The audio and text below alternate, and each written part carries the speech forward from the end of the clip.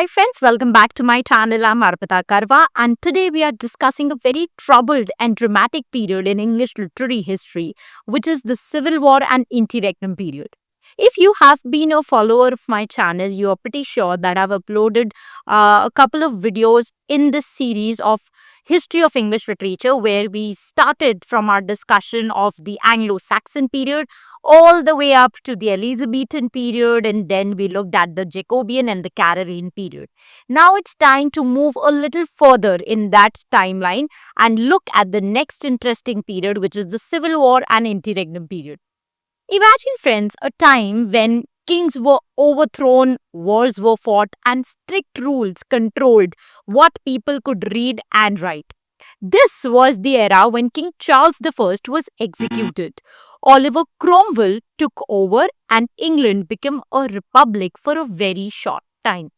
With the Puritans in power, theatres were shut down, entertainment was discouraged, and literature became more serious and religious. So, that was a glimpse of what we are going to discuss in today's video. Let us look at the three key points that we will be looking at in more detail. So, we'll first cover the historical background of the English Civil War and the Interregnum. Then we'll look at how literature changed during this period. And then we are going to have a thorough discussion on the major writers and their works that survived this strict period. If you want to quickly understand this era, then this video is for you. So let's get started. But before that, don't forget to subscribe to this channel for more valuable content if you are preparing for UGC NET English Literature. This video is a part of the Chronological History of English Literature series, and you will find the entire series in the playlist section. Okay friends, so now let us take our discussion forward by first discussing the socio-political background of this period. Friends, the period of Civil War and Interregnum lasted from 1649 till 1660. English Civil War was basically a battle between two groups. Royalists on one side, Royalists were also known as the Cavaliers, who supported King Charles I and the monarchy. And on the other side were parliamentarians, who were also known as the Roundheads. These people supported Parliament and they wanted to limit the king's power. The war ended with the execution of King Charles I in the year 1649. This was indeed a very shocking event because it was the first time an English king was publicly executed by his own people. After the king's death, England entered in the period of political instability with no clear leadership. And that was the beginning of the period called Interregnum from 1649 till 1660. Now, interregnum is similar to what we have in movie halls known as intermission. It comes from the same root. Interregnum means between kings, just like intermission means between the two parts. Okay, so it's a break in the middle. Similarly, interregnum means between two kings. So Charles I was on one side, and on the other side, we are going to look at the next king who is going to take up the throne. So this period when there was no king ruling Britain, that period is known as Interregnum. Now, after Charles I was executed, England became a commonwealth. Now, what does commonwealth mean? Commonwealth means it was a period that was ruled without a king. Okay. Now, the country was led by somebody called Oliver Cromwell, who was a very strict Puritan leader who took the title of Lord Protector. Now, the monarchy and the House of Lords were abolished during his rule. England was declared a republic for the first and the only time in the history.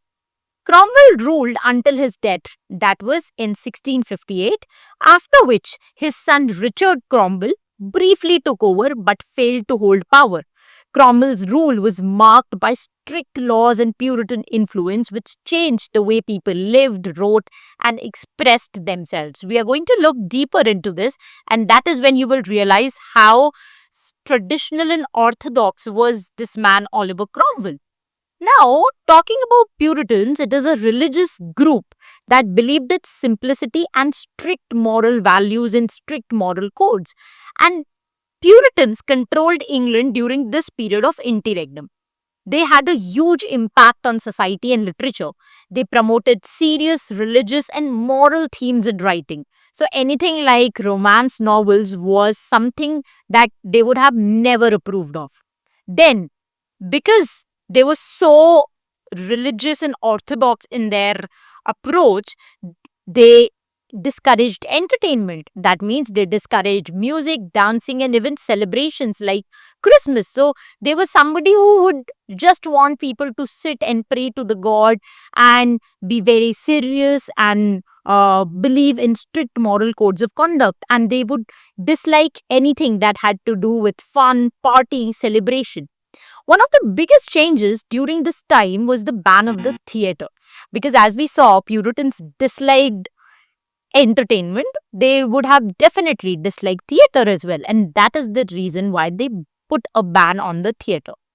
Puritans closed all the theatres, believing that theatres promoted immorality. Actors, playwrights, theatre owners lost their livelihood, and this was a huge setback for English drama, which had flourished so much during the Elizabethan and the Jacobean periods. Now, this period came to an end in 1660 when the monarchy was finally restored. And who came to the throne? King Charles II, who was son of King Charles I, and he was invited back to rule England. This event, known as the Restoration, marked the return of the king and the revival of art and literature. Theatres reopened, drama made a grand comeback in the next literary period, that's the Restoration Age. And we are going to do a separate video on that age. So hit subscribe so that you do not miss out when we post the next video in the series on the Restoration Age. But before moving on, did I mention that I've created a special PDF that summarizes this entire video and provides you with exam ready notes? You just have to drop a message on the WhatsApp number that is flashing on your screen, or you can click on the WhatsApp link that's there in the description box, and I'm going to send the handy PDF right on your phone. Okay friends, now that we have understood the historical background of this period, let's explore the literary characteristics of this era. During this time, literature was heavily influenced by politics and religion. With the monarchy gone and Puritans in power, most writings were focused on either religious themes or political arguments. Writers promoted Puritan beliefs and moral values. Many texts justified or even criticized the new government. Instead of poetry and drama, pamphlets, sermons, and political essays became the most common form of literature. Even though the royalists lost the war, some poets continued writing. These poets were known as the Cavalier poets because they supported the monarchy. Their poetry focused on courtly love, life, royalty, and aristocratic values. This was in sharp contrast to the Puritan beliefs, which discouraged entertainment and luxury. Now, during this period, you will also find metaphysical poetry continuing. And as we have seen in the previous video as well, metaphysical poetry is known for its intellectual complexity and deep themes, and it continued to thrive even during this period. Poets used elaborate metaphors, wit, and paradoxes in their writing. Common themes included love, religion, philosophy, and human existence. And like I mentioned before, theatres were shut down. So, by 1660, the monarchy was restored, King Charles II returned to power, and this led to three things.